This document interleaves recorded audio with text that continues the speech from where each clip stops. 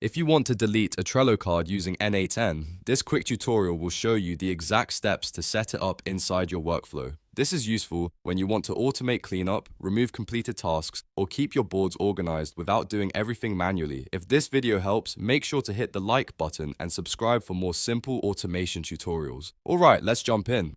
First, open the workflow you want to work on inside N8N. This is where you'll add the Trello action that deletes the card automatically. Once your workflow is open, go to the Nodes panel and search for Trello. When Trello appears, click it to add the integration to your workflow. After that, look for the Delete a Card option and select it. This is the action that will remove the selected Trello card from your board. Next, choose the credential you want to use. This connects N8N to your Trello account so the workflow can access your boards and cards securely. If you already have credentials saved, pick the correct one from the list. If not, create or connect the account you want to use before continuing. Once the credential is selected, configure the fields needed for the card you want to delete. Make sure the card information is set correctly so the workflow targets the exact card you want removed.